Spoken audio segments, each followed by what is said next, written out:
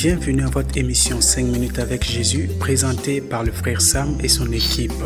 Bonne écoute à tous. Nous bénissons le Seigneur pour sa grâce encore aujourd'hui. Et c'est une joie pour moi et toute l'équipe de la série de 5 minutes avec Jésus de vous parvenir à chaque semaine par la grâce de Dieu. Et je sais bien que c'est sa grâce qui nous donne la vie, qui nous donne le bonheur et qui nous donne cette opportunité de parvenir à vous. Ce n'est pas par notre intelligence, mais par la grâce de Dieu.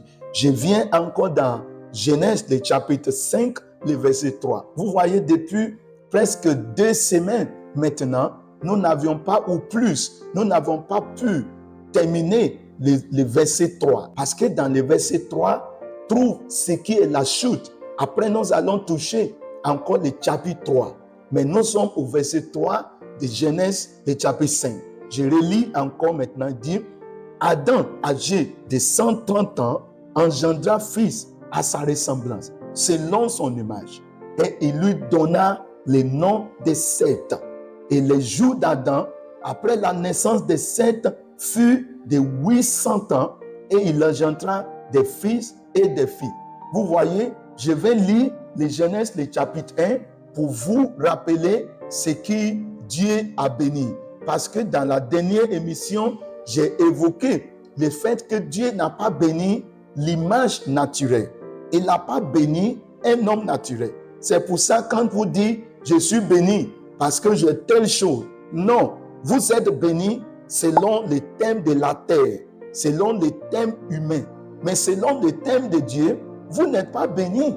Vous voyez, les riches qui est mort, qui avait beaucoup d'argent et qui est mort sans Dieu, et il est parti pour demander goutte d'eau, qu'on lui donne, qu'on met les doigts dans goutte d'eau pour qu'on lui donne.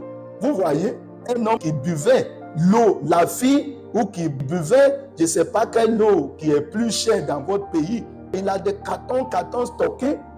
Quand vous regardez dans son frigo, dans son congélateur, il a tout. On dit même Lazare, le pauvre Lazare, mangeait à sa table. Mais je dois vous préciser que le pauvre Lazare n'est pas allé au ciel parce qu'il est pauvre aussi. Il est allé au ciel parce qu'il a la vie de Dieu en lui. Ce n'est ni pour les pauvres, ni pour les riches pour aller au ciel. C'est lui qui rentre au ciel, c'est celui qui a l'image de Dieu.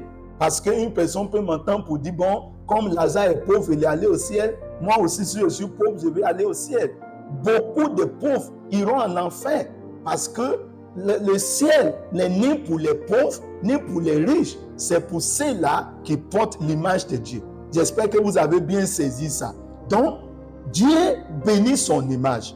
Et regardez le verset 26 de Genèse, le chapitre 1. Nous l'avons lu, mais je reviens encore pour lire ça pour nous. Puis Dieu dit, faisons l'homme à notre image. Vous voyez ça, notre image.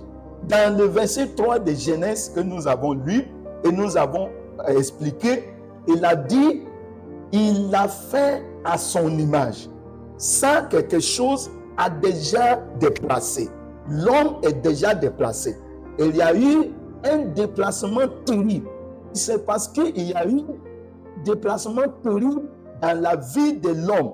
Ce qui faisait la vie, ce qui faisait le bonheur, ce qui fait que l'homme peut se unir avec sa femme peut se unir avec son mari, ce qui fait qu'un pasteur peut travailler avec un autre pasteur dans l'amour.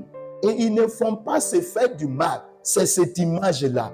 Il dit, faisons l'homme à notre image. Je vous rappelle que ces images-là, c'est avec ça Dieu vivait, avec Jésus, avec l'Esprit depuis l'éternité. Il n'y a pas eu de palabres, il n'y a pas eu de division. Personne ne préoccupe pour faire pour lui. Quand les gens se lèvent aujourd'hui, je vais aller faire pour moi, j'ai fait mon église. C'est quelle image ça? Donc, à notre image, selon notre ressemblance, et qui domine sur les poissons de la mer, sur les eaux, sur les oiseaux du ciel, sur les bétails, sur toute la terre et sur tous les reptiles.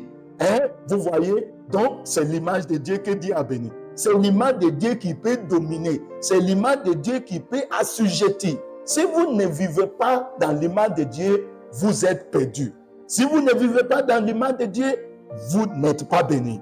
Et Jésus est là pour que cette image soit restaurée. Je prie aujourd'hui que vous recevez ce Jésus dans votre cœur, dans votre famille, pour la restauration de ces glorieuses images. Au nom de Jésus. Amen.